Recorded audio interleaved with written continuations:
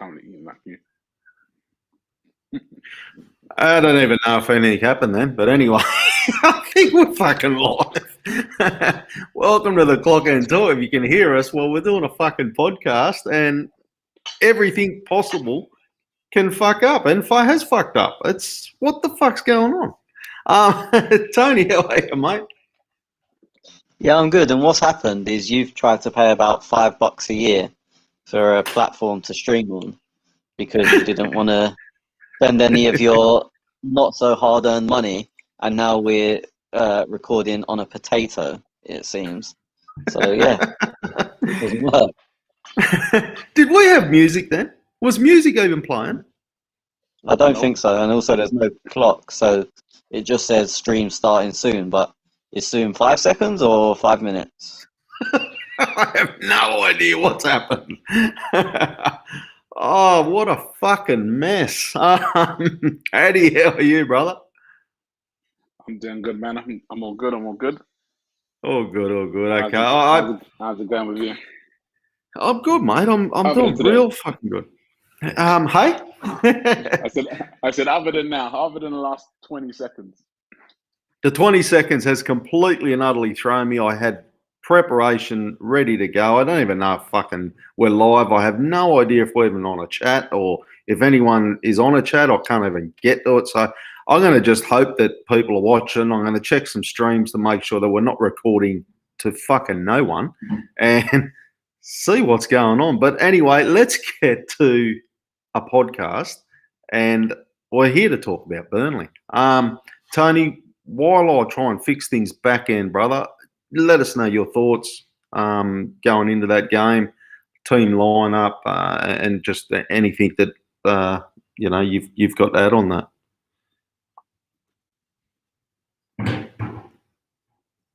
Yeah, I mean, first of all, there was a lot of traffic going up to Burnley, which was not ideal.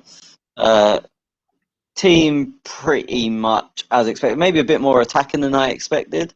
I'm not a big fan of Odegaard in general, but I'm not a fan of him deep. I thought it would be a 4-2-3-1 with Odegaard deep, Smith Rowe at 10. It played out more of a 3-3-3, but a bit weird it played out more of a 4-1-4-1.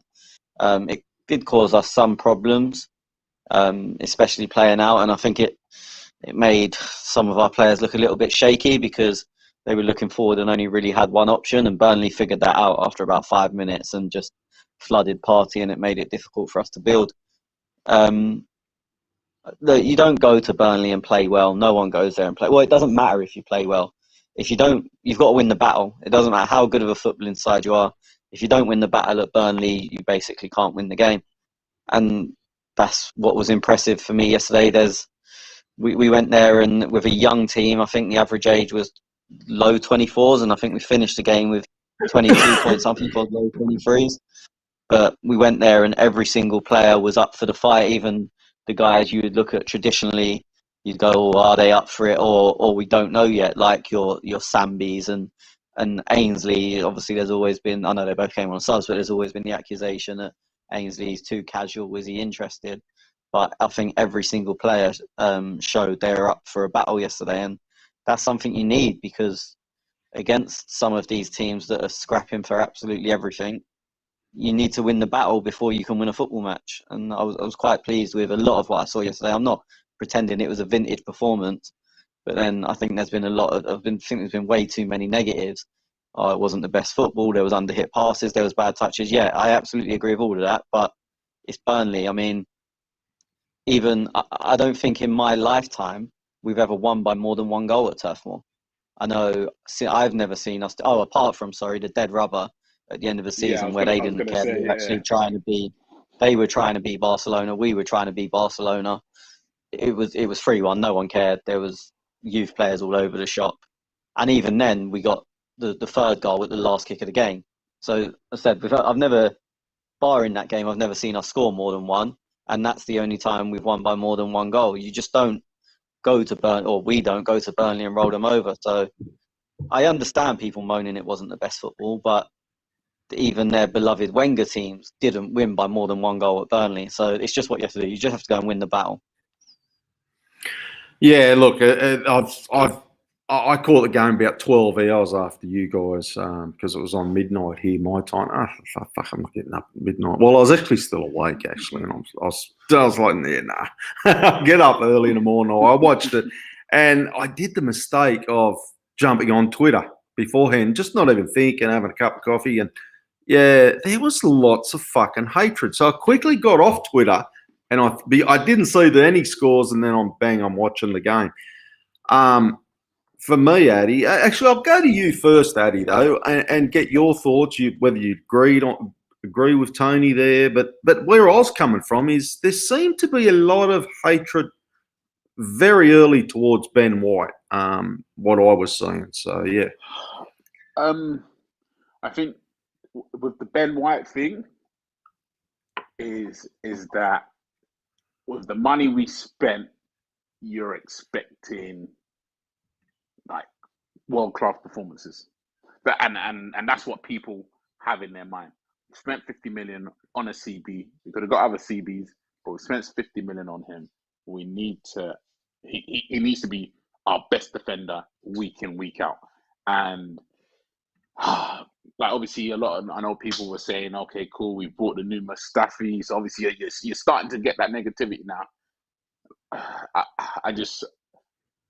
I just feel, for example, the Brentford match. Maybe he's not a player with that likes the physicality side of it. So obviously, when he was at Brighton, he had your Dunks and who else is there? Duncan and the other. I can't even remember the other guy's name, but that would do the battling, and he's the ball player. So maybe that was the issue, or that is the issue with Ben White. But as Tony said, look, it's a battle. You won. Obviously, you have to work as a team. Like, not everyone's gonna win everything. But then, as long as you're all working together, then you can get something out of the game. And we did get something out of the game. It wasn't a pretty match. Chances created, obviously, like not that many. But then again, those are the games you have to grind out. And I expected us to win that match, and we did. So we move on. Yeah, I agree with you, and I'm just going to quickly talk a little bit. Obviously, the lineup threw me a little bit, only because Odegaard there. Smith Rowe was mainly the throw. I thought Smith Rowe for Sambi. That was other than that, I was pretty much predicting that would be as the lineup was. I'm still trying to fix stuff here in back end as I'm talking. So, but yeah, I jumped on and I watched the game, obviously like everybody else, and I thought it was a good win. I was very happy. A 1-0 win against Burnley. I went into this game and I thought this could be either a loss or a draw. I thought to myself, Burnley won't make that mistake. And I listened, Tony, you did a podcast, betting podcast that I did tune into. And you were a little bit worried about this game. And I've actually got a bone to pick with you that you do a little prediction on that podcast too. So, I didn't do a prediction. Oh, I thought you did. No. Yeah. But I just, there was. You said that Burnley were leaky at the back, which they were against Everton. Was it the week before? And that was what I thought. Burnley aren't going to come out this week and be that leaky. So that was my biggest worry. And I thought, look, they were pretty good. I'm going to just give a couple of quick shout outs to. No, I won't. We'll go through players in a minute, but I was happy. Look, 1-0. I don't understand what the hatred is. It's as last week, Norwich City fans seem to want us to lose. Them Arteta out fans are still wanting us to lose.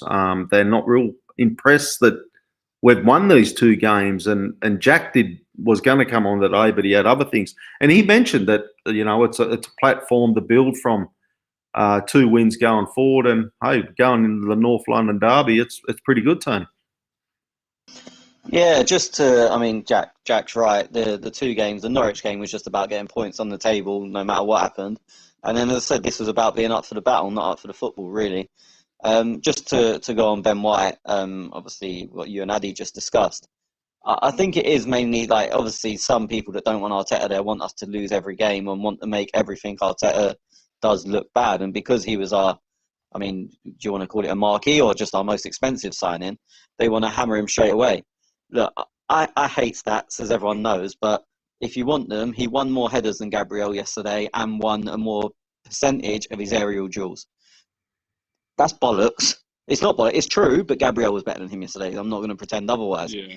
But it just shows how easy things can show when they go, I contributed nothing. Well, Chris Wood, who's the better in the air out of Wood and Barnes, mainly pulled to his side, and Barnes went the other side, who's much shorter and significantly weaker. And I thought Ben White held his own. Look, I'm not saying he was good, but he was nowhere near as bad as Twitter wants to make him out. And as I said, I think a lot of it comes from people that want Arteta out at all costs. They would rather see us get relegated than succeed under Arteta because they're deluded. They're just picking on him because he's the new signing, and as I said, they want 10 out of 10 straight away, and anything he does wrong is a problem. It's mental to me, but as I said, supporting Arsenal means different things to different people. So what can you do? It does, Tony, and look, I did grab his stats up there because look, he wasn't the best. We still got the win, and what are we going to pick? Are we going to pick on players when we win? Like I know, like we seem to do it when we lose, and that's just what we do. It's the nature of the beast. But hey, look, he's the biggest player, £50 million. So I see where Addy's coming from in his point there.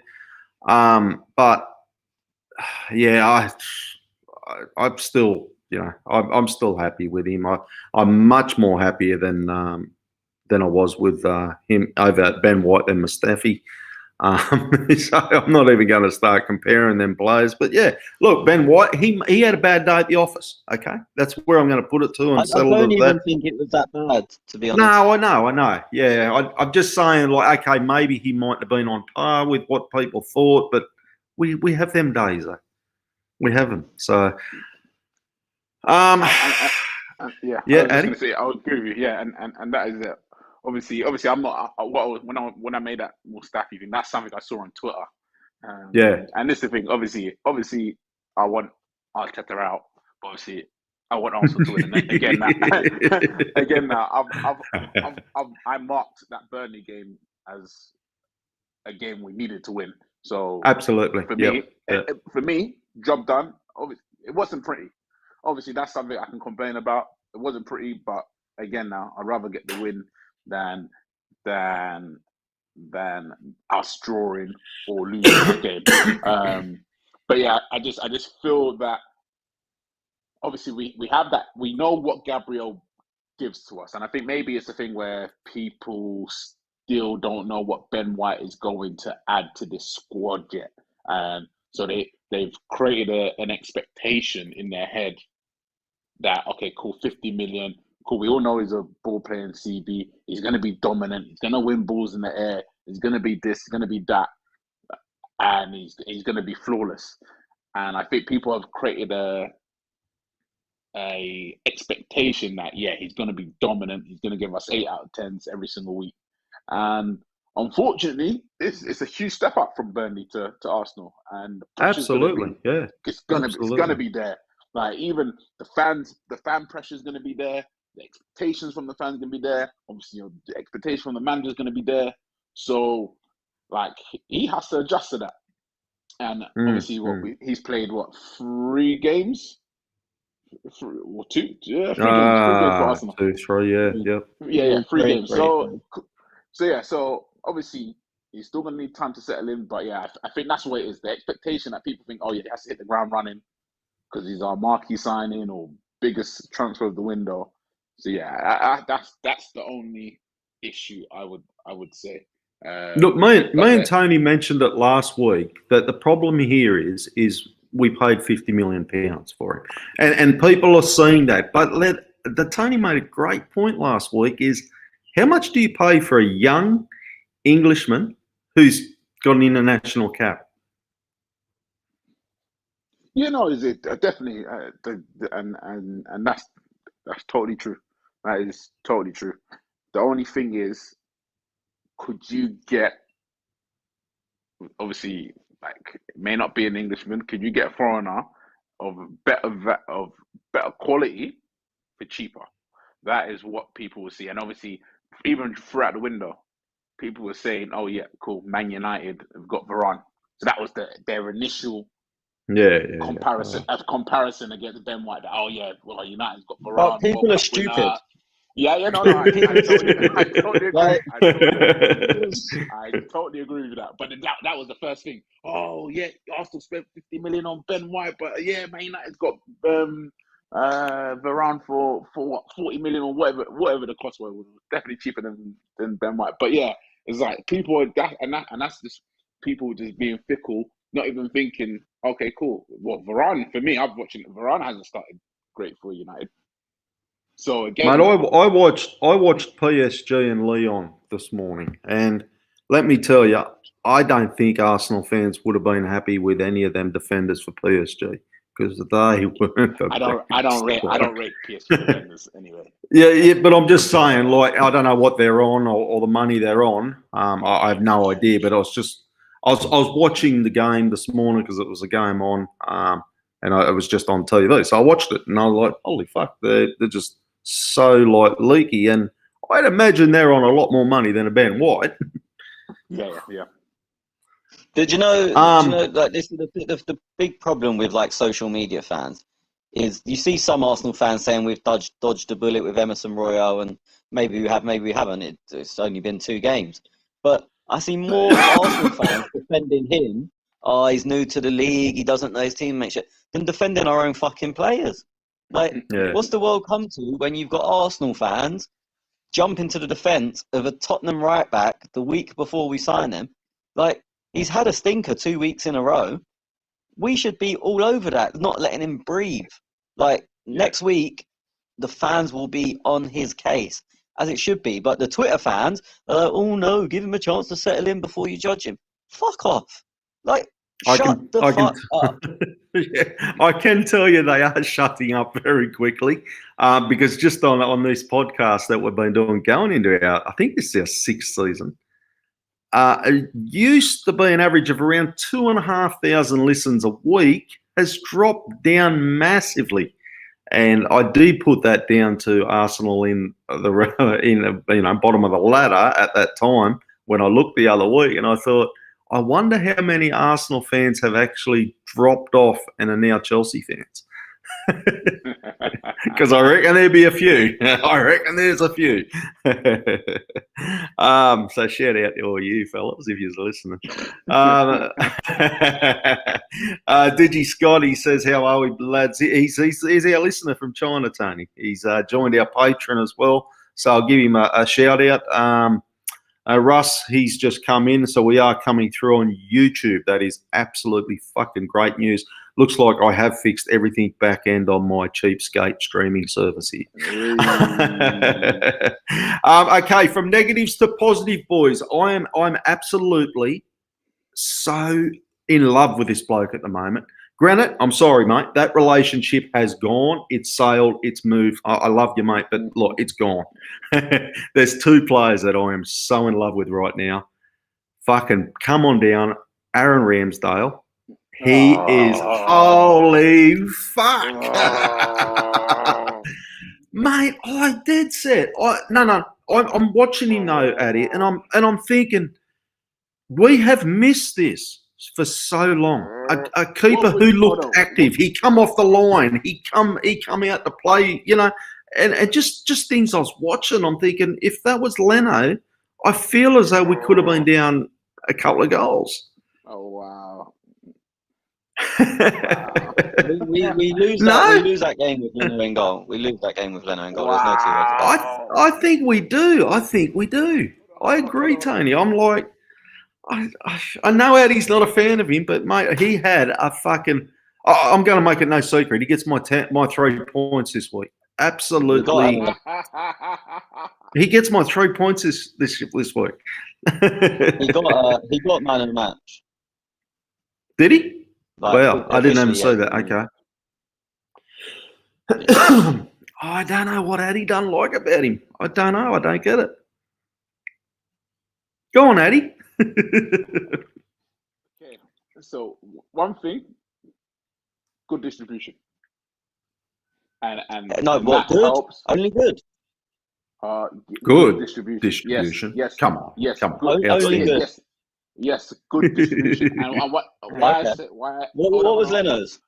Oh my gosh! Let me tell you why.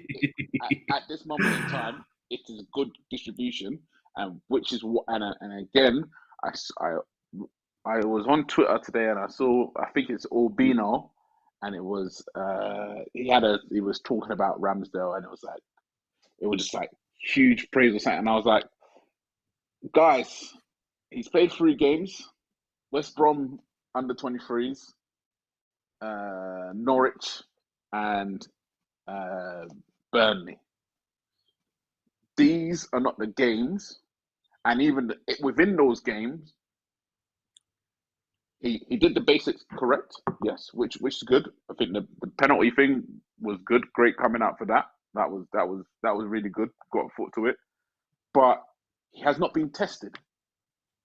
So for me, he did his basics correct as a goalkeeper. That's your first step. Cool. Do your basics. Bam. But then he wasn't tested. He made a few saves directly at him. It wasn't anything spectacular. Like, oh my gosh, Aaron Ramsdale. which is why, yeah. And this is the thing with. Come on, Addy. This is the thing with Leno. No, but hold on. You're But killing me. That's what I'm saying from my side. It's come on, guys, because again, we've only played Norwich and Burnley. Let us play harder teams that's actually going to test us and test our keeper, and where we can actually say, okay, Ramsdale is actually being tested and he's actually doing something. And which is why I said started off with the distribution, because again now that was one of the good things I could say. Yes, the distribution, and it actually helped Arteta's game plan. That is something I can actually put out and say, cool. Aaron Ramsdale's distribution was good, and it actually benefited the team. But did you notice that interesting thing? Did you notice that interesting thing he done when they had a corner? He actually came out and caught the ball. Man, Did you notice he actually has a ball at his feet and can actually dribble a ball and kick a ball, and he can actually Addy is ready to die on this Leno hill. Like everything that I've seen. No, do you know what? In terms of the shot stopping, I completely agree with Addy. He didn't have to make a save that a normal keeper wouldn't have made. So on that part, I can't disagree. When you're saying his kicking is only good, and then because I want to know if that's good, Leno is below the floor somewhere. Like there's whatever's lower than horrendous, because that's the level between them. Let me tell you why I say good is because of the teams we're playing and how they press us, and which is why I'm saying. Well, he's long kicking. He's picking out 70-yard balls against Burnley, and they're finding our players against 8'6" meatheads that are trying to elbow you.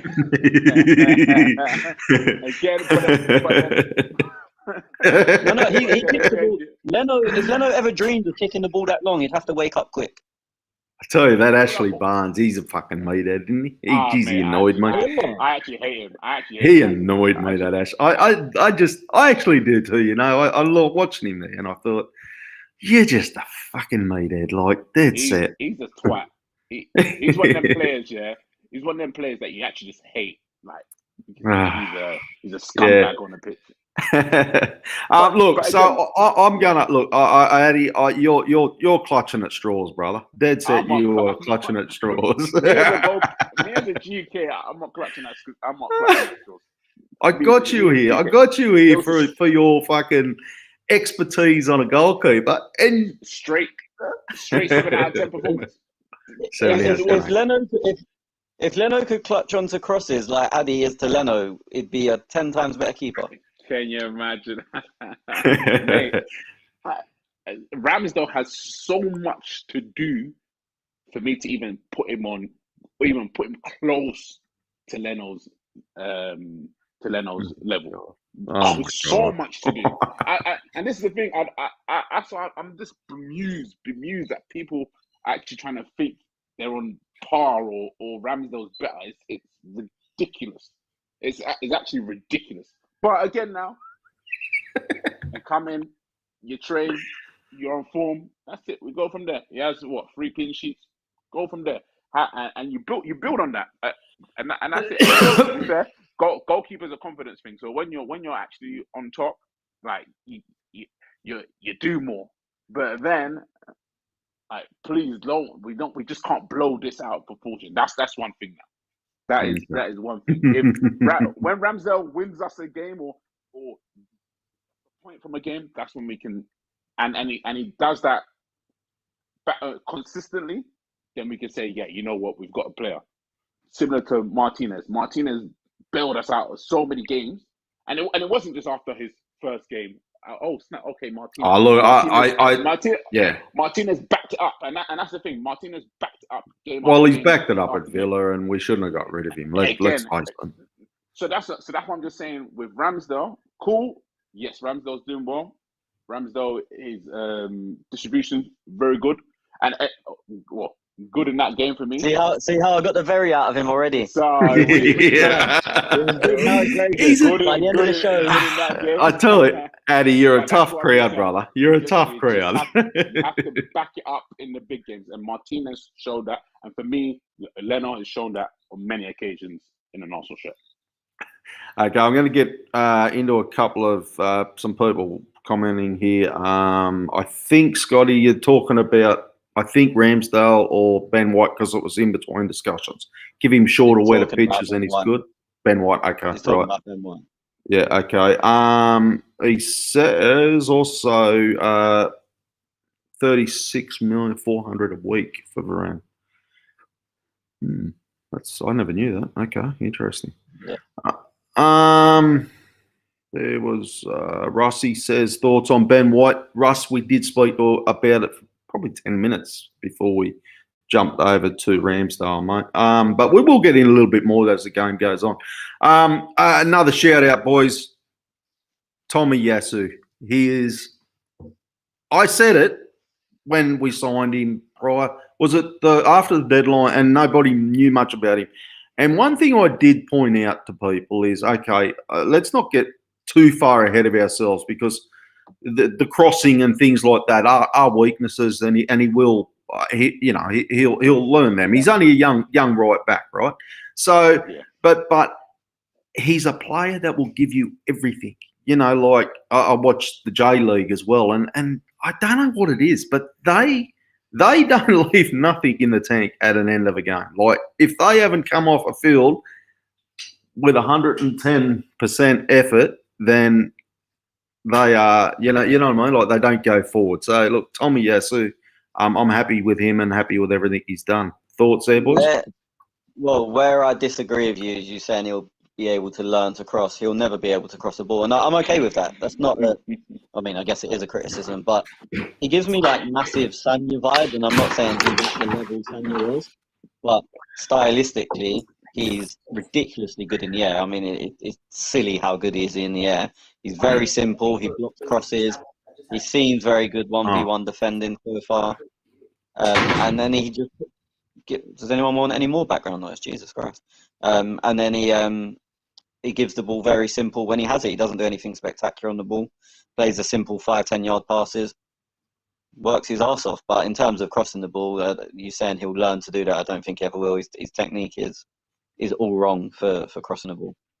Was that me background noise, Tony, was it? Someone. It looked like definitely wasn't me going to the cupboard looking for cookies. No, because sorry about that, boys. I'm actually realised I think I'm coming through my computer mic, not my mic.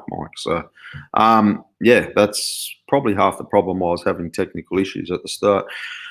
Yeah, look, I agree with you. I think that is a weakness, but it's not going to be a weakness, Addy, in the team going forward because I think we can learn other ways of attack. I'm not overly worried. We've got Pepe there on that side as Our well. our one way of attack, Tierney, and I think obviously if we had two, if Tomiyasu could cross, if he was like a not even a similar version to Tierney, but just a little bit down off of Tierney, I think it would give us that advantage of giving us other avenues to attack and link up play further forward. But then at times as well, which is why I highly rate Aaron Wan-Bissaka. Defensively, you know what you're getting from him.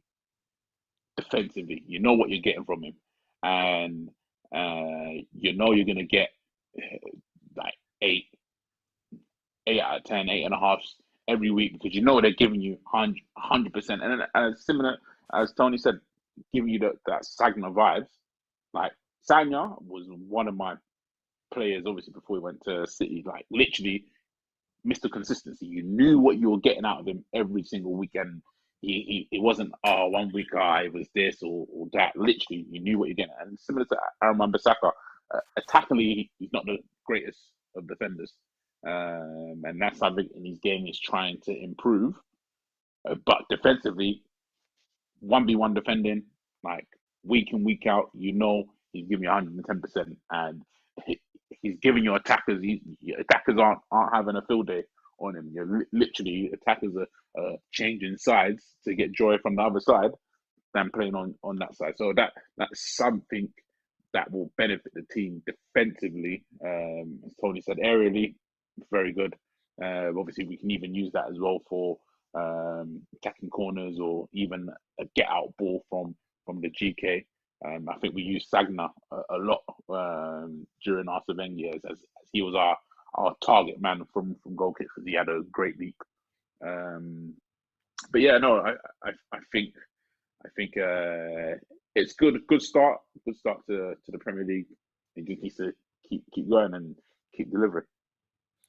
Tony. He'll definitely be a fan favourite. Russ says, way to ride him off, never be able to cross a ball, Tony. Yeah, I agree with Russ. Don't ride him off yet, mate. Come on, like he can learn that trade. No, he can't. Look, the only His technique's right. His technique is wrong. The only reason why I would say don't write him off, because look at Aaron Wan-Bissaka. Aaron Wan-Bissaka could not cross a ball. He is slowly getting that into his game. Like obviously, it's not like instinct for Aaron Wan-Bissaka. No, but Addy, the difference. Watch Tomiyasu. The difference is Wan-Bissaka could whip a ball, but badly, and he's improving how he whips a ball in. Tomiyasu plays everything like a crossfield switch. So if we had a 6'8" striker and you're just trying to hit him, Tomiyasu would be great. He can hit a long ball diagonally really well. He can't whip a ball, which when you've not got giants of strikers who are just going to beat the defenders in the air, he hasn't his technique. He doesn't have that technique. It's not a criticism. He doesn't play like that. Well, I guess it is a criticism,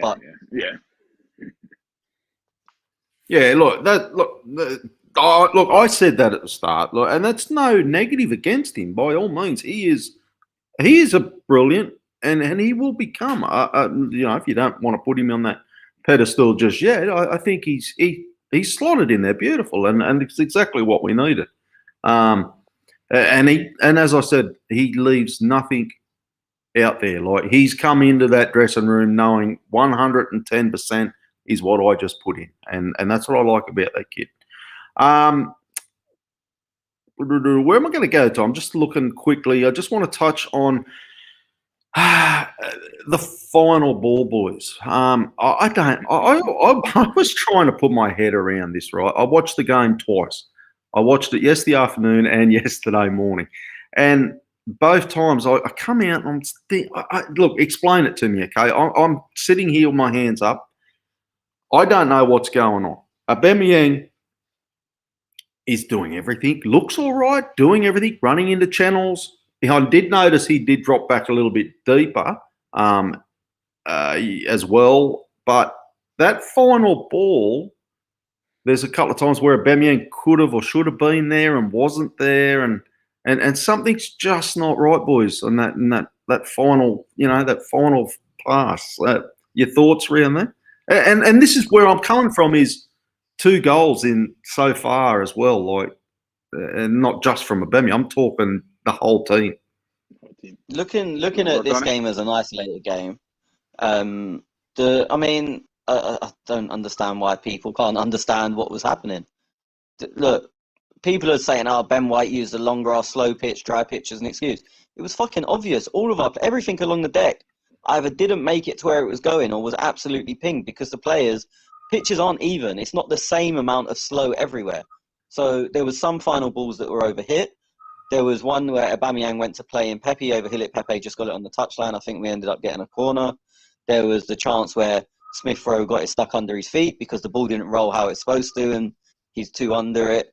Like the Ben White, I know this is not down the other end of the pitch, but the Ben White pass was under hit because it's slow grass. But you can't start just pinging them because, as I said, grass isn't even.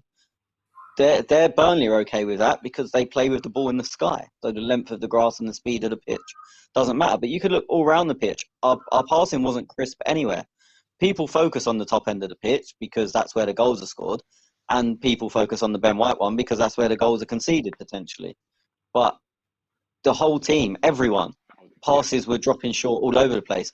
KT got absolutely smashed from a party pass that didn't really make it or just about did, and KT got a touch and I'm not sure if it was Brownhill went straight through him. Like, you can't play the ball on the floor there because you never know what you're going to get, and you can't start pinging it at people's shins because that's when you get the ball bouncing all over the place and Burnley get exactly what they want. It was a really hard ground to play football on. And there was literally someone just put a highlights clip on just before we came on here. Yeah. And there was a pass where Pepe played it through to Aubameyang and he was in, but the pass, I wouldn't say was under hit. You watch the speed, it leaves his foot, and you think, yeah, that's fine. And it ends up 3-4 yards short of Aubameyang, and people go, fucking Pepe's messed up the move again. But as I said, you watch the ball leave his foot, and you go, yeah, good ball. There was another one to Pepe. I can't remember who it was. I think it might have been Saka, where he ran into the middle, and then he dropped it to the left, to his right, onto Pepe's left foot. And the ball just didn't make it. It was only a 5-yard pass, but the ball probably went 2 or 3 yards. It was just that, but it was, as I said, we're talking about the attacking, we're talking about Ben White, but it happened all over the pitch, every single player. Like, even like little Cruyff turns that players were trying to do, the ball was getting stuck under their feet because it just wasn't running how it's supposed to. And it's weird that people will use that as an excuse for some things. For a player they like, it's all the pitch isn't great. But when it's someone who they don't like, or it's at a moment, we're not attacking good and I want to criticise that, suddenly the pitch doesn't become an issue. It's not. If it's an issue in one area of the pitch, it's an issue everywhere. I've seen this going, around a lot, and I actually put it somewhere because I wanted you to bring this up as well, and yourself, Addy, and the ground, the pitch, people were talking like, yeah, but they're professionals and they should be used to this, and used to different lengths, and I agree with all that. Like, as well as you go to the ground, Tony, you're at the stadium. I presume Arsenal have, done a little warm up out on the pitch or something, and they go, oh yeah, the grass is a bit slower here, boys. You're going to have to put a little bit more into it and things like that. I see the excuses, but uneven. It's dry and uneven. So it's not like if it's the same speed everywhere, you can get used to it. It's like anything. It's like, why is a day 5 cricket pitch not the same as a day 1 cricket pitch? It's the same length. Yeah. Yep. But it's not the same. So it'll bounce in one place and stay low, and it'll bounce somewhere else and climb to overhead higher. No, fair enough. Yeah. No, fair enough. And the Ben White, going back to that quickly, that loose pass that I did say I'll bring up later because I knew it had come up. You're putting that obviously down to that grass, that pitch. He doesn't do that anywhere else. It's not helped, and if he pings that harder and it goes past Ramsdale, then he's also a cunt. Like, you've just got to play what you think is the right ball, and if it doesn't make it, it doesn't make it. I would prefer the played it a bit harder, because then at least Ramsdale can play it first time if it's too hard, rather Yep. because I think he wanted Ramsdale to take a touch and blah blah blah. But look, of course it's a mistake, but it's not it was just a short back pass. There is factors into it. I'm not defending him. It's a mistake. The ball's gone too short, but there is reasons why things happen in life. And if you ignore reasons, then for me, you're just being stupid. No, that's fair enough. That's fair enough. Addy, any thoughts there to chip in, buddy? The only thing I'll chip in. Look, I definitely understand that pitch is uneven. But then you're going into Burnley already knowing that you know what the pitch is going to be like. It's not you're not just coming there this year. You played there last year, year before. So then maybe the new players I could say cool, but then Ben White has been playing in the Premier League for how long? Again now, same 1 thing. year. So 1 year. Did he play at Burnley last year? Who? What? Ben White? Yeah. I don't know, but it's just the automatic assumption. He's been in the league how long? 1 year. So he misses one game. Suddenly he's not played there anymore. I don't know. I'm not saying he didn't. I've not checked. I don't really care. No. But and then we'll say it's raining that day. But then if it rains that day, the pitch isn't dry, so it's a completely different pitch. I don't think you can go, well, someone's played there. So we played them in January last year, cold as fuck, snowing. No, January or early February. When did we play? No, it was Aubameyang scored. Huh? Aubameyang scored. I remember Aubameyang scored. And Chris Wood scored off his chest. Yes. Yeah, and Granite played that back. That was long grass too, Granite. I just want to rule that up. The ball was in the air. I only remembered because I shared it. The automatic assumption is he's played there. Why doesn't he know it like the back of his hand? One, he might not have played there. Two, it definitely worked well. I don't know when Brighton played them. Might not have been in the summer. It might not have been the summer with a dry pitch. You never know. Like, just because someone played somewhere once doesn't make them all the same. My automatic assumption was Arsenal's knowledge of the pitch. That's my main assumption. I agree with that. We know what we're going to at Burnley. You should know. Even with me, for that match, for example, I don't know whether they do this at training. I would not sprinkle the pitch. I would try and acclimatize it. And I agree with you, Tony, where you're saying that the pitch isn't level, because the pitch isn't level. Obviously, for example, your goalkeeper, you've got like the pitches and certain places in the pitch isn't flat. Like you've got the pitch isn't the pitch is uneven, all over the place. But then I think that for it to happen all over the pitch, it was kind of crazy, and I don't know. Like I think you either tell your team to like with all your passes. For example, with me, if I'm coaching, I'm saying put everything on it put more power behind the ball all across the pitch. Don't leave it short. Just quickly, I don't disagree with you at all. My point is when people are picking out individual players, when it was everyone. Yeah, no. I completely agree with what you're saying. Yeah. It was everyone. So that's where I would say for at halftime it would have been, "Hey boys, come on, make sure you're putting more power on the passes across everybody. Not I wouldn't just highlight bang just this person." But yeah. Again, now it wasn't a great game. Burnley's never a footballing game. Maybe if Man City might go there and make it a footballing game, but I think for us, as Tony said previously at the start of the show, like we don't go there and win 3, 4, 5-0, score 6 goals there. It's literally a battle every single game, and it's always like a 1-0 victory if we do win in Burnley. So that's all I'll say about the thing. The only thing I'll give Ben White credit for, and as a goalkeeper, I prefer this, is that he did not play the ball back in line of the goal. The ball was to the side. if that makes sense. So Yeah. No, they we did, scored. I yeah, mean, it's yeah, it's like day one, isn't it? But you don't see it. Like that's what you learn on day one. Don't play the ball between the width of the yeah, post. But you don't see it. It's like don't play the ball across the goal. No, everyone fucking plays the ball across the goal. But you're right. Yeah, that If he happens a plays lot. Yeah, yeah, but as I said, when you're a kid, it's like rule one, don't do that. But yeah, if he plays that in between the post, then Vidra scores because yeah, Vidra gets there yeah. first, and That's all he has to do then is put it on target. that is it. So that is one of the good things I'll say for Ben White. That he actually didn't play it between the posts. They played it to the side, and again now the referee wouldn't have sent off. He could have, but because his touch was going wide anyway, I don't think he would have sent off. No, it's I not. don't It's think he only said if yeah. you're not. It's only if you're not trying to play the ball. Now he wouldn't have got sent unless he Oh, rugby okay then. tackled him. He Okay, wouldn't have sent him. but yeah, that's the only thing I add to that. you finished? How good's Okay, yeah. Ramsdale? How good's that bloke? Oh. Anyway,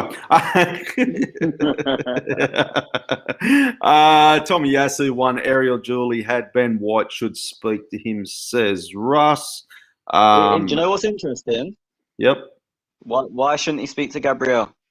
I was going to say that because, look, Gabriel had a good game, don't get me wrong, but, yeah, the Norwich game, I didn't think, by memory, No, Gabriel was... Not even that. Gabriel won 4 out of 10 aerial battles, if you care about stats. I don't. Gabriel played very well. He was much better than He had a White. good game. Yeah, he had a good game. But if you're using the stat, Tomiyasu won every one, so why is he speaking to the guy that had a much better, I saw it coming from. both one more and a better percentage rate than the guy next to him? And against a better attacker in terms of aerial battles. You're into Rust today, aren't you? Agenda's going to agenda. It's all right, Russ. I got your back, brother. Yes, we will speak. Yeah, go. Sorry. Oh no!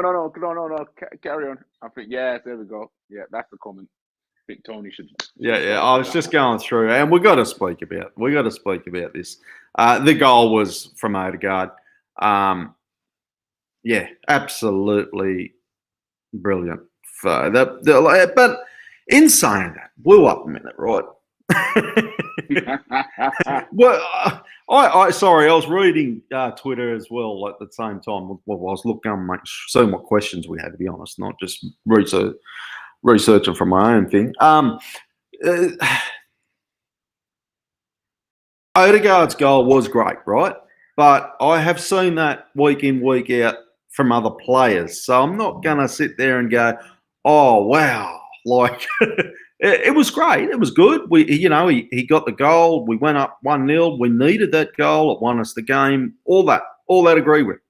But, I've seen that from other players. I've seen that from Granite, just saying. I've seen that from plenty of other players. It was great to see, and it was good. I'm glad. Like, not saying that he's a shit player or anything, not saying he's the bee's knees, but hey, it's a 50-50 chance and it went in. That's why I seen it. Tony? The free kick was top draw. I don't particularly rate the geezer, but I'm not going to take it away from him when he does something great. My angle was so perfect. Literally, the moment he kicked it, we went goal. Like, you just see it was in. And Pope's a big keeper. Like, I don't know. I think he must be 6'5", 6'6". So to beat him, it has to be good. The free kick was top draw. I mean, it's give or take. If you went and placed it with your hands, you wouldn't have put it much better. You'd maybe pull it half a yard higher. But how picky do you want to be? Like, the free kick is near on perfect, and it's probably not really ideal for a left footer either. So, the only thing you could say, and this isn't against him, is the wall didn't jump, and I'd be pissed off if it was us. I'll comment that. But that's not Odegaard's problem. I think if the wall jumps, it probably gets blocked. But he's done all he can. He's hit a not perfect free kick, but he's hit a great free kick, and it's gone in. I can't criticise him for it. But yeah, look, you've got, I know not everyone can see what you've got on the screen, but you've got foot mob ratings on the screen that give him 8.2 a man in a match. That's nonsense. Like, he may be in my top 5 of performers on the day. So he's in my top half of Arsenal players on the day. But in terms of the free kick, how could I and why would I criticise it? To be fair, I couldn't care less if he kicked it like shit and it bobbled in and it went in and we won 1-0. but it was a great free kick. Yeah, exactly. That's where I was coming from. It was a good free kick, but I've seen that week in, week out from other players. So I'm not going to say, like some of the headlines I was reading, a £56 million player, or they might have been dollars actually, because I think it was Fox Sports. But he saved the day for us. I'm like, yeah, he got the goal. Yeah, he scored. Saved the day, maybe, I guess. But yeah, it wasn't. I don't know what your boys, what headlines read over there, but yeah, I don't know. But anyway, good goal. Happy with that. That's all I can really say. Addy, thoughts? Yeah, yeah. I was gonna say first of all, I was gonna say, yeah, the wall for me, the wall. I don't know why the wall didn't jump. And obviously you're seeing players most of the time, or teams sticking the player on the ground to allow the wall to jump as high as possible. I don't know what Burnley. I don't think they did that. I don't think they had a player on the floor. But But yeah, Brexit Burnley ain't going to do that. yeah, it was it was so surprising. I think only two of them jumped. Um, but yeah, no, it was the pace that beat. Obviously the accuracy, but the pace beat Pope. But he actually connected with the ball. He didn't try and just curl it and then give it a bit of loft. It was the pace that took it. And it was a great free kick. Great goal. Great free kick. Yeah. But yeah, I agree with Tony as well in the sense that the 8.2, was it 8.2? Yeah, I think it was 8.2. I had it on. I still got it on screen. 8.2 man of the match. Yeah. Man of the match. No, I think obviously that's more of it's an algorithm thing bias. or something. Yeah. Because for example, his West Ham game was much better than the Burnley game. Well, he probably got a couple of points for the goal, I'd imagine. Look, and me and Tony spoke about it before, because there was the who scored one as well, and they go into detail on how they give the points. So, he doesn't score that goal, you probably take 1.5 points off him, and it drops him down, and then that gives Ben White 7.5. I'm just trying to look who else there. Pepe is 7.6. That probably gives him the man of the match, and so that's where I'm thinking it comes down to. But Party 7.5. Yeah, it's all pretty close on the sevens. Oh, Ramsdale 8. Hey, man of the match. So if Odegaard doesn't score that goal, but then if someone else scores a goal, Aubameyang scores and puts him up, they'll probably an 8.2. So yeah. Russ says Tony hates me.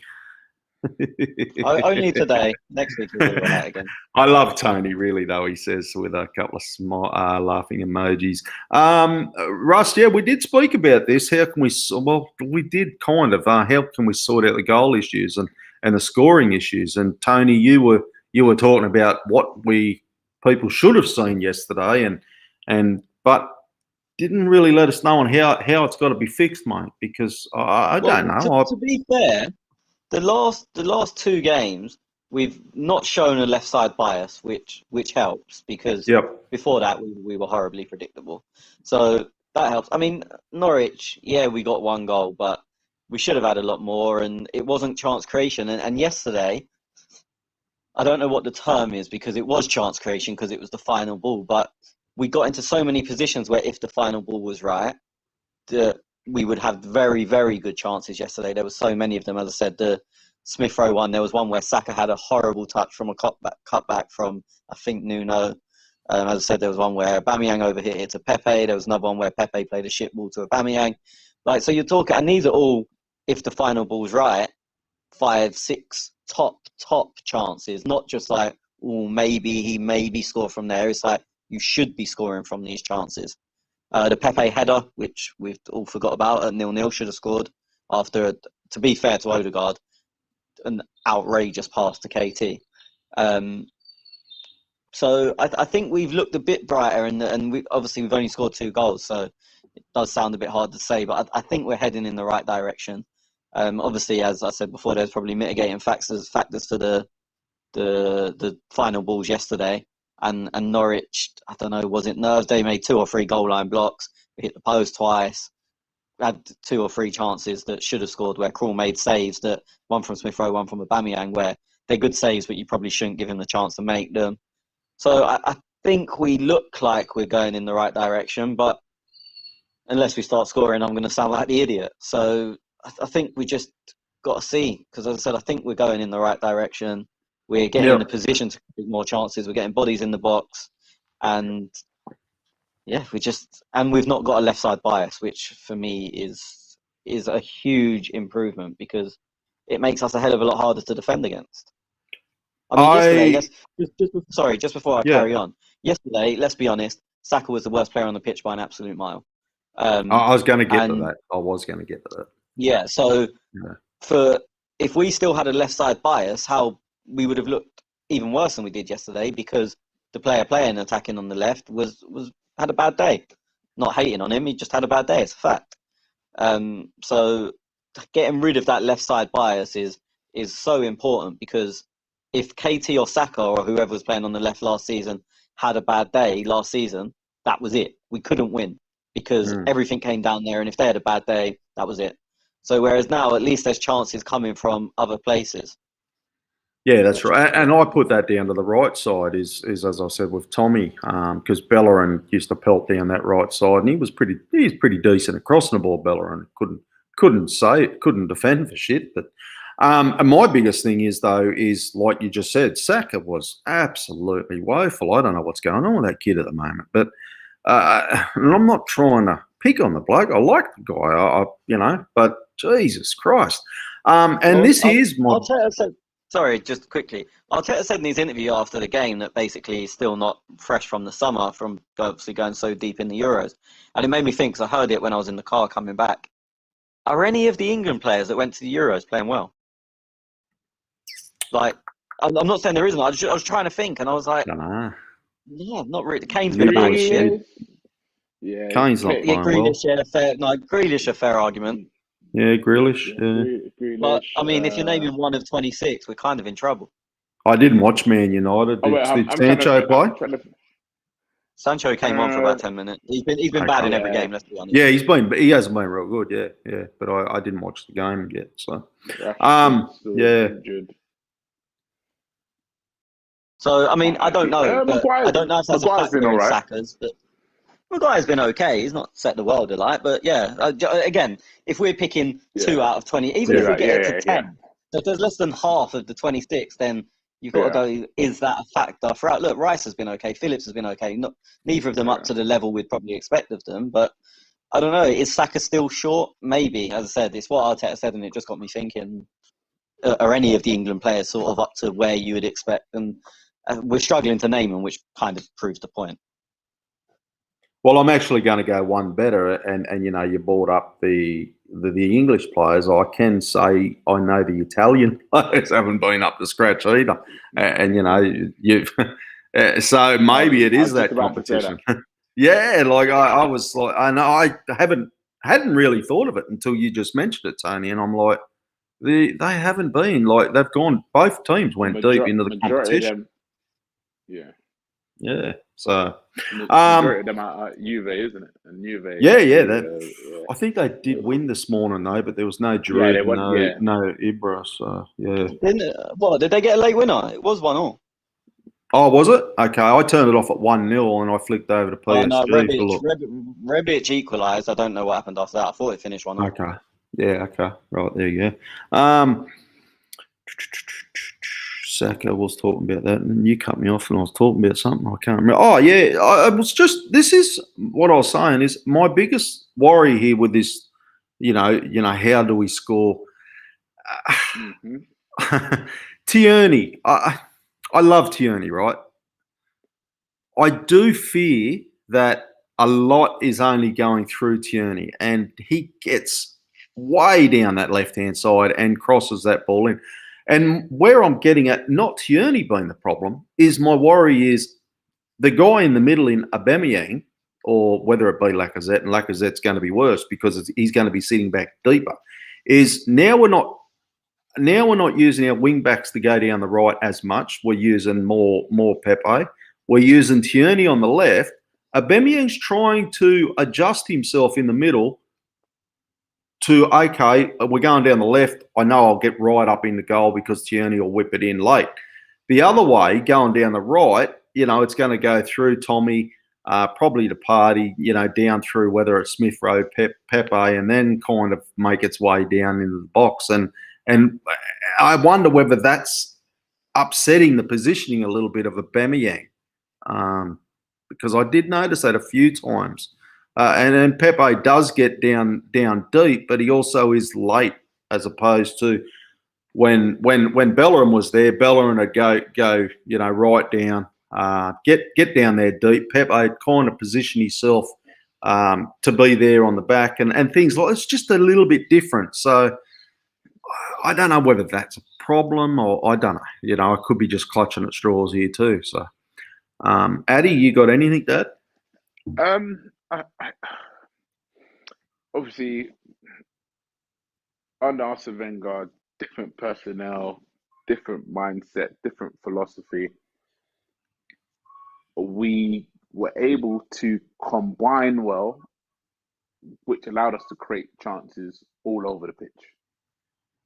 Arteta needs, and this is why it's a little bit baffling for me, because he's all about his positional play and you go here, and if you're in this space is open and all that stuff. I think our combination play needs to be a lot more better. But then as well, trying to create opportunities and create different scenarios for us that it's not just, again, Tierney. So teams actually set up for, okay, we know how Arsenal play. They're going to do this combination to get it to Tierney. As Tony did say, our final pass was shit yesterday. But then, how many times can we say that? And again, this is where my Arteta issue comes in. Like, how many times do we say, final pass was shit. This was shit. Oh, we're only attacking down Tierney's side. Okay, yeah, we did a bit more all over the pitch, but then again now, Aubameyang is we're not actually feeding them, and it's going to get to a stage where a lot of people can say, "Oh yeah, what's Aubameyang bringing to the game?" or da da da da. And obviously, I know in the chat we were talking about Florian Balogun and what his brother was saying about him coming into the team and not strikers not actually getting chances created for them. Obviously, he shouldn't have been saying that, but he's telling the truth. What gets said in the chat stays in the chat, right? No. But as something like what his brother was highlighting, that we don't actually create chances for strikers, and like I remember how many years ago with Giroud, and when Ozil had 19 assists by Christmas or whatever number it was, like, oh yeah, Giroud, he didn't score for 3 months, but Giroud was getting chances. We don't do that anymore, and Arteta needs to find his team, because I do feel Granit's going to come back in for Tottenham. Find his starting 11, and then find a way for us, and a consistent way for us to always attack and create attacks from all over the pitch. We do need more of attacking options. I agree there. Like we can't continue to run down this left hand side of Tierney. And like I said, I got no problem with that. I like Tierney and things like that. But just when and you could say like McNeil, for example, he shut everything. He was all over Pepe, I thought. And that's why obviously it was going a lot down the left. So I just, there is a little bit of a problem in the attacking, I think. And I'm not putting it down to it's an Aubameyang problem because he's just not getting the ball. He's not getting the service to do much. And when he does, it's usually a long ball from somebody. So I don't know. This is why I thought Aubameyang, even under Arteta, scored a lot of goals, because that left-hand bias was always there from Arsenal. But then because we utilised Aubameyang in that inside forward position, he was scoring goals and he was able to score goals from that position. But then now, him as the centre forward, we need to actually, we don't still create as many chances. Like Aubameyang will get the ball high in that attacking left forward spot, and he knew he can actually go and score a goal. Whereas now, he's not getting it high or through on goal as the centre forward. So that's the only thing Arteta still will need to work on again. But how much longer is it gonna? Do we wait until everything clicks? Because as you said, we've only scored 2 goals. It's a worry. It's a worry we can't score. Do you know what? I was obviously at the game and then I watched it back. I watched a different game to you two, I think. I didn't think we had any left side bias yesterday at all. Like, if we're talking historically, as in Arteta's tenure, I would agree with everything you've been saying. Yeah, I can't disagree with you.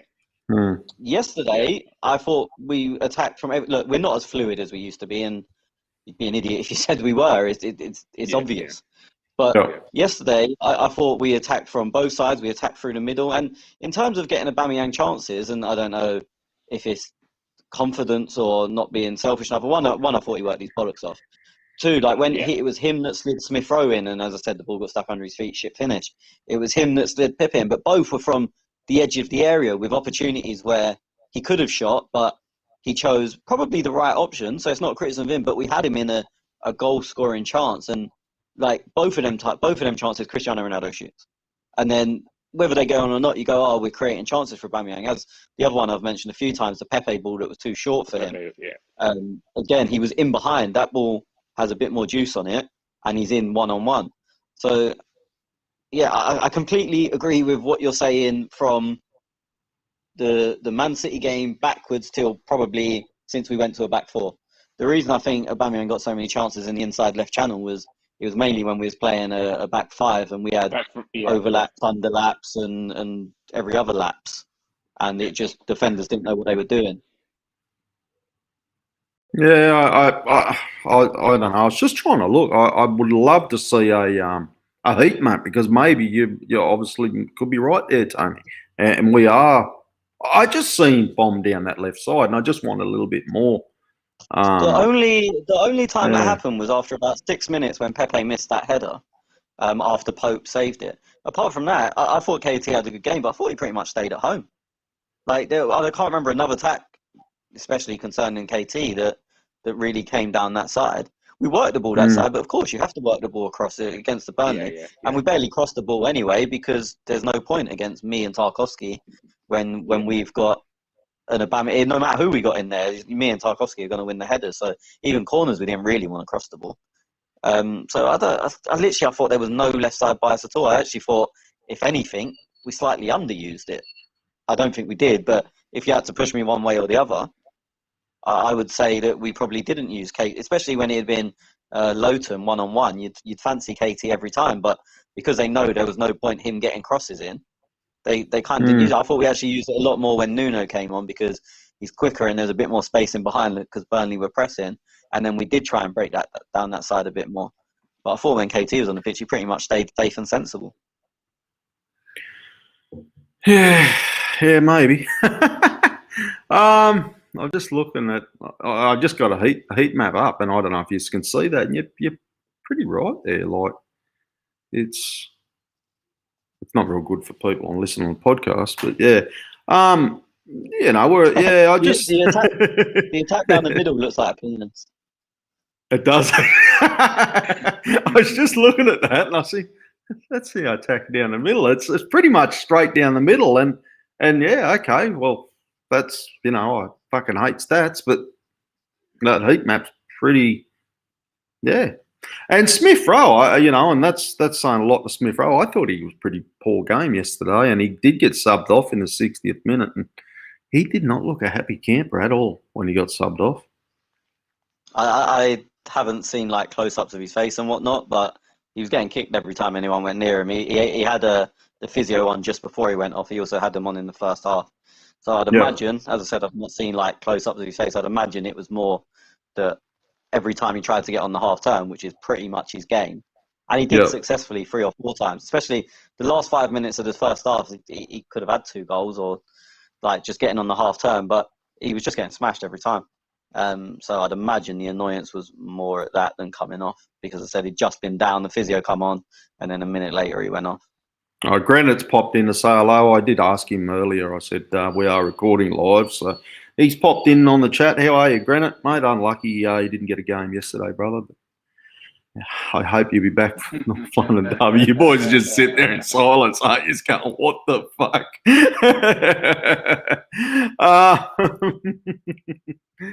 Anyway, fuck me, there's some funny cunts about, isn't there? The chat's going off. Russ says Captain Marvel is back.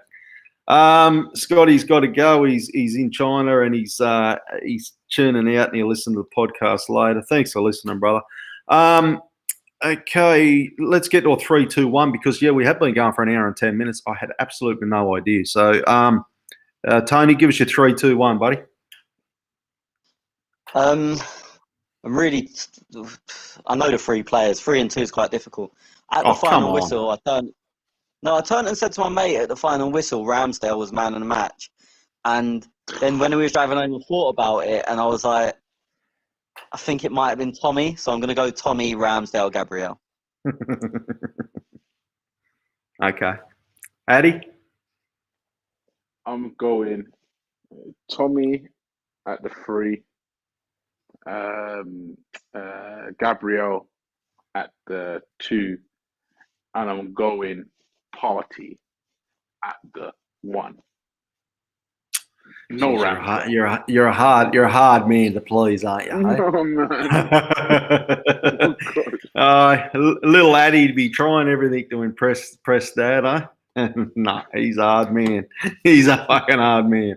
Ramsdale, 3 for me. No brainer. Absolutely. Like, oh, yes, we have a goalkeeper. Tommy. Tommy gets 2 for me. I love Tommy. I love everything he brings. I can see his name being in this 3-2-1 quite a bit this season. The 1 point was hard for me. However, you said Party, Addy, and I'm going to go with you because I thought he was very crucial in his role yesterday, and I was, I like where we're going with Party. It's his position now. Definitely, we chop and change a lot, and I know it was at the start because of fitness, but that's his position, and I think he starts every game. I think it'll be more. Do we play Granite, Odegaard, does Smith Rowe get a run? I think it'll be around that, and Sambi. I think Arteta's got a bit of a headache, and who he starts next week in the London Derby. I've got no idea because for me, I'd be Party and Sambi for me, and Odegaard, Smith Rowe gets benched. So that's kind of where I'd be looking at. Honestly, if Arteta had balls, Granite won't play next week, or he won't. Well, I agree with you. I agree. I've loved everything I've seen from Sambi, and I've loved his opening games. I was a bit disappointed that he wasn't in the starting lineup yesterday, I thought. But I understand we have talent there, and Smith Rowe, well, we're all been, preaching his name for a season and a bit now. So I wasn't disappointed. If El Neni come on the pitch, I'd be like, oh, for fuck's sake, what are you doing? But I wasn't disappointed. So yeah. Okay, 3-2-1's done and dusted. Just before we move on, because it's not enough for a 3-2-1, but it needs mention. Ainsley was fucking exceptional when he came on yesterday. Yeah, I agree. Obviously, he was in centre mid. He battled. He was calm. He picked up loose balls.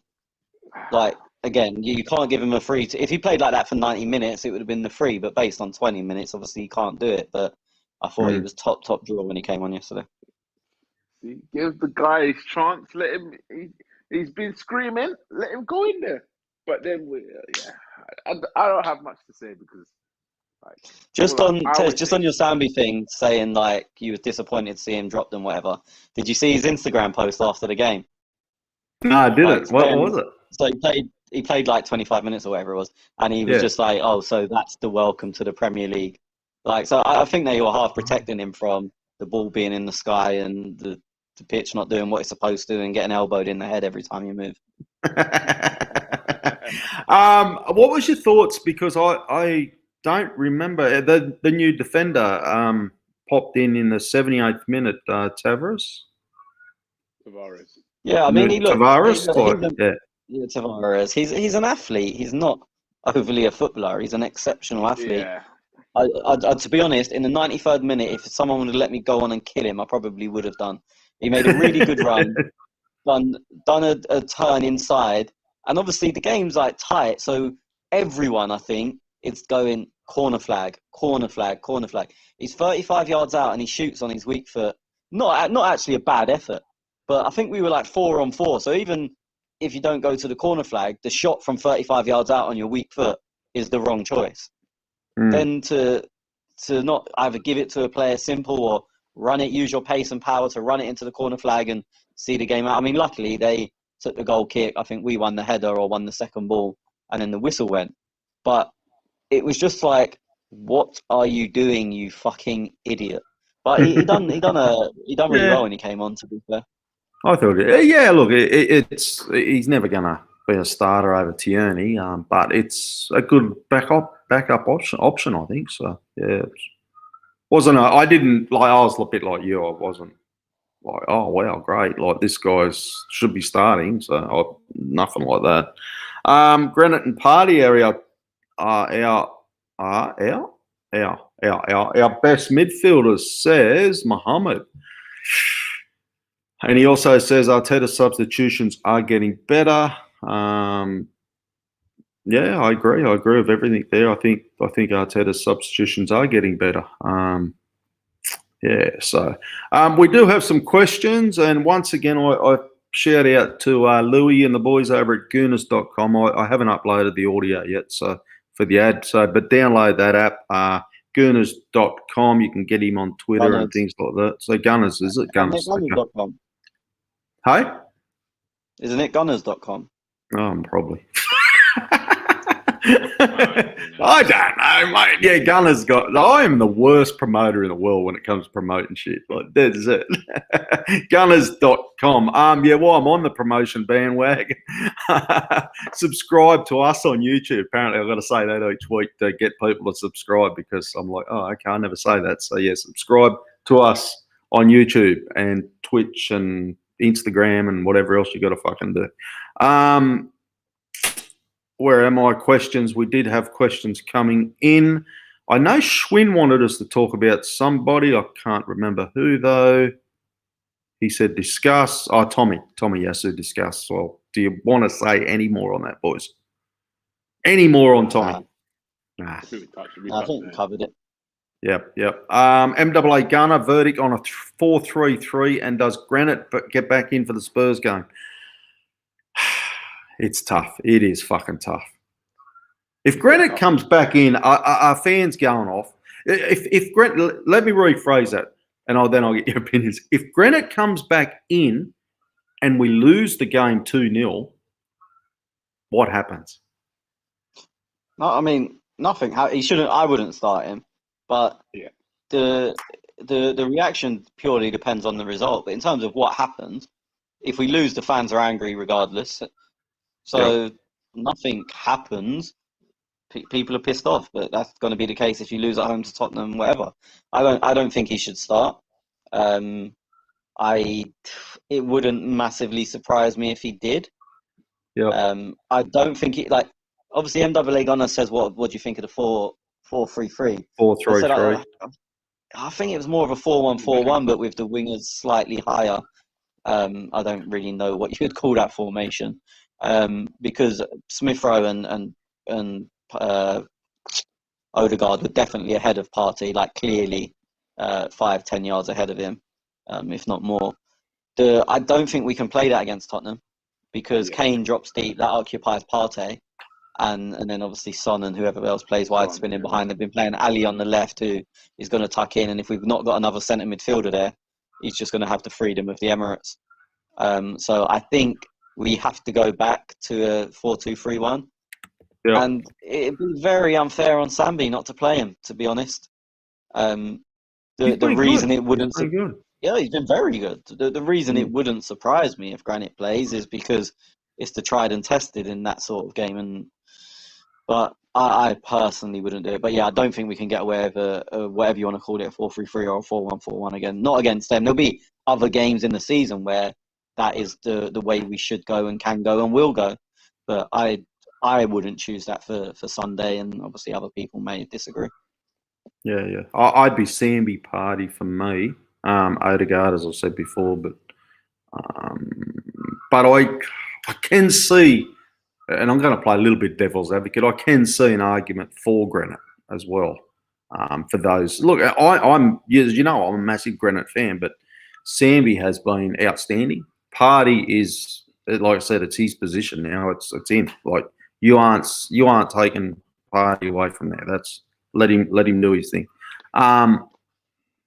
That's the other one that gets rotated, whether, Odegaard, Smith Rowe, Sambi, Granit, I guess. That's kind of where you're at. But Addy, your thoughts? You're probably a bit the same, mate? Or? I think, Granit comes straight back into the team. I don't think Arteta has the balls to keep him out. 2, I think Sambi should be in there. I'm a bit surprised though that because I didn't understand why he got dropped for the Norwich match. Yeah, I wasn't sure on that either. I thought the same too. I didn't understand that, and then I thought, okay, cool, maybe rest him. Who? He'll come back into this. You didn't understand why who got dropped for Norwich? No, Burnley. Sambi played at Norwich. He started. He played against Norwich. Did he start? Burnley. He came off after an hour. Yeah, Burnley I was talking about. I don't know why he didn't start against Burnley. Oh, okay, no, I don't. Yeah. Sorry. But yeah, no, sorry. But then I didn't understand why he didn't start this match. I don't like seeing. I don't think Smith Rowe's an 8, Odegaard's an 8. I think Odegaard's a pure 10, and I think Smith Rowe can play across that front 3. Oh yeah. Sorry, Smith Rowe can play across the front 3. So I agree with Tony that I do think he's gonna go into a 4-2-3-1, but I do think he's gonna put Granit back in there, and I don't know whether he's gonna play Odegaard as a 10 and then Smith Rowe on. I think Odegaard starts. Yeah, I think Odegaard will start. My other thing is, how do you Maitland-Niles wasn't real crash hot against Norwich, but he wasn't bad either. So it was one of them kind of, he was their game. Then he came on against Burnley, and as Tony said, he was brilliant. So he's obviously he's reminding the coach that he's still there. Well, he starts in the Carabao Cup on Wednesday. No, he starts on Wednesday in the Carabao Cup. Yeah, he does too. There we go. Yeah, true. Okay, a couple more questions on Twitter is where you can see these questions and reply. I usually put them out after the game. I ask this every season, says MAA Gunner, but if you could combine 2 of our players to make one, who and why, Tony? I don't know if I do say this every year, but I feel like I say Aubameyang and Lacazette every year. So why break tradition? There's probably better answers, but when you do the same thing all the time, it's just easier to stick with it.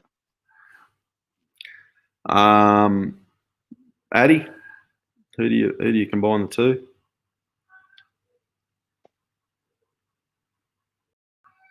I don't know if Addy's there no more. Am I there? Can you hear me? Or is it? Yeah, you're there. If you believe the rumours, then Odegaard and Lacazette have combined a lot. Oh my God. Oh no. Hey, let's just stay well away from that, Yes, I don't believe yeah. it. Just to put it out there, I mean, one, I couldn't care less if it's true, but two, I don't believe it. Yeah, I don't believe I it. can get myself in enough shit without you helping me, so I'm out. Addy, Pepe and Aubameyang. If what do you Pepe had- want? What do you want? His pace. Aubameyang's pace in Pepe. What do you want? No, I think his finishing ability. Finishing. Okay. Yeah. Yeah. I don't really know, to be honest. It is tough. I feel as though Lacazette Aubameyang is one to go for.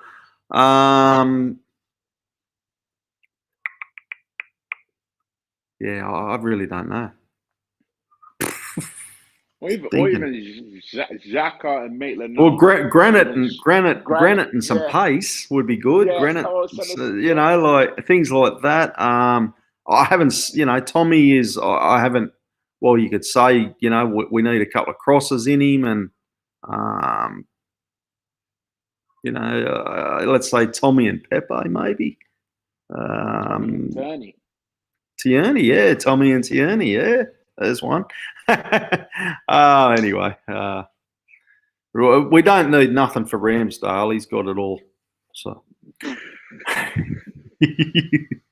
okay, Hack on Larson. He says, yeah, ask the same question. Does Granite come in the starting 11 when we set up to be this offensive? So he's making a point that Granite. We probably need Granite. He's thinking, and maybe I could be. I'm not sure, Hack on, but whether you're thinking defensive minded, I don't want to go into the Tottenham match thinking defensive minded, to be honest, because I haven't watched the Chelsea Tottenham game, but I did see Chelsea won 3-0, and I kind of predicted a Chelsea easy win. And Tottenham played. Was it Wolves last week? I watched. No, Crystal Palace. No, Crystal Palace. That's all it was. Yeah. Palace Yeah.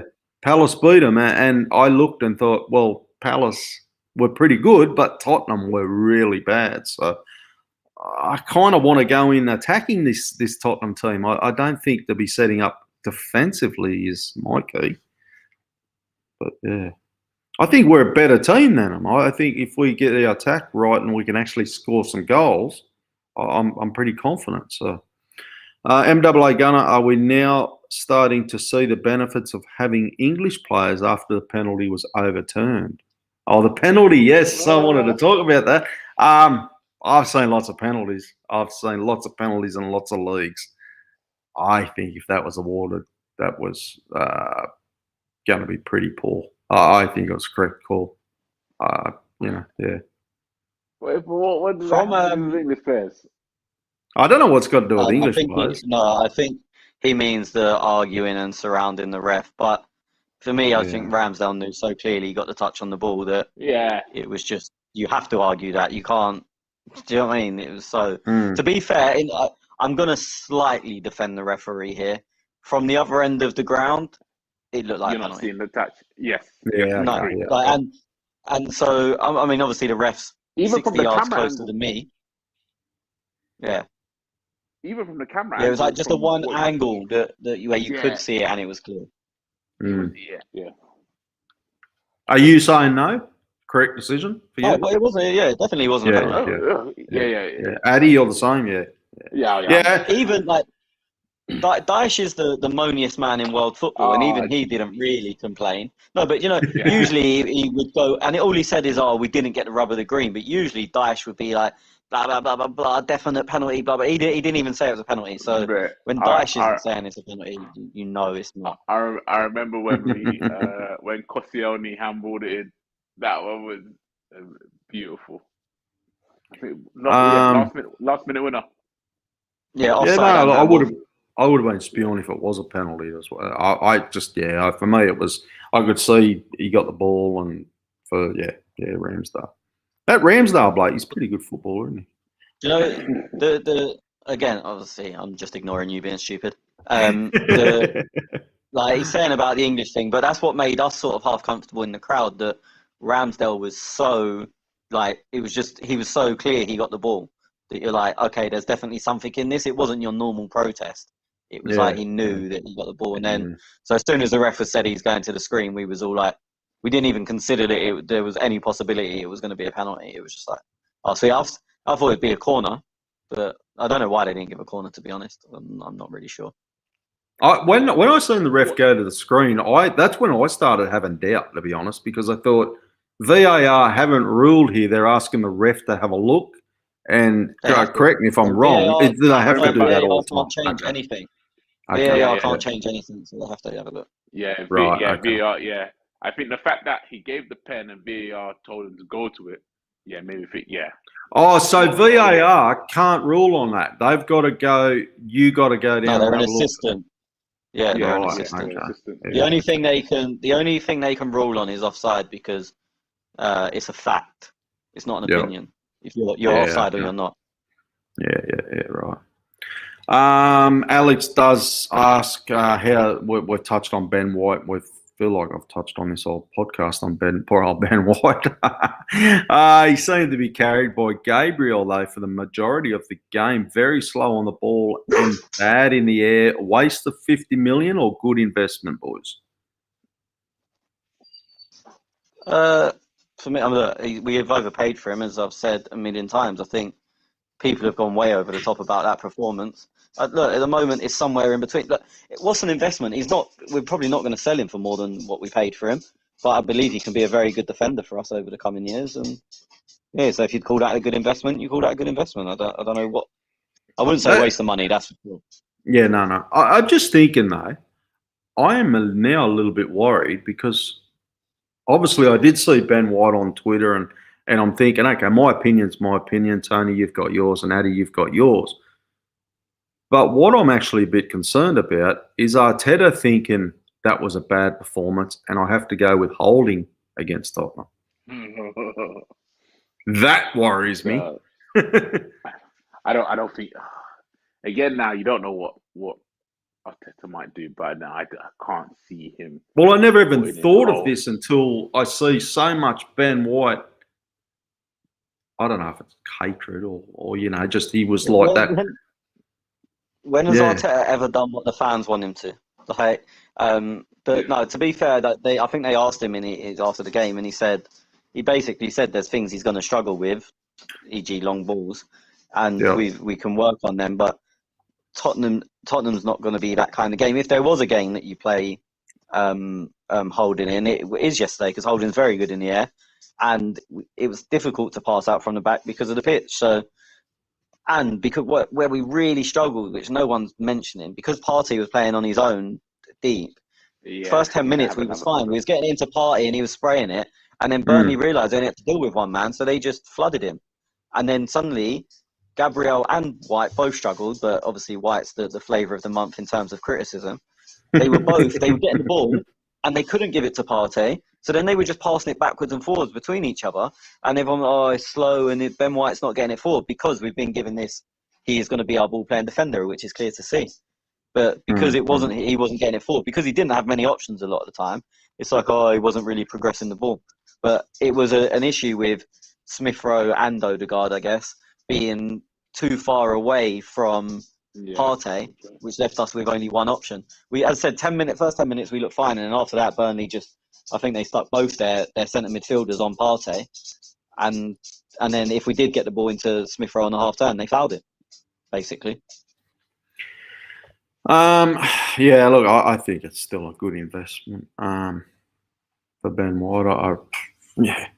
I'm not worried. I feel a bit safer too with Ben White, and even Gabriel. Like you have a look at who we've had in the past, and fuck me, like. It feels like it was only yesterday that Mustafi was starting. You know what I mean? Like, it just that just always is going to haunt me. And look, he had some good games. But geez, when he had a bad one, he had some fucking bad ones. Mohammed says, how many goals do you think Odegaard will score this season? 4+, 8+, 10+?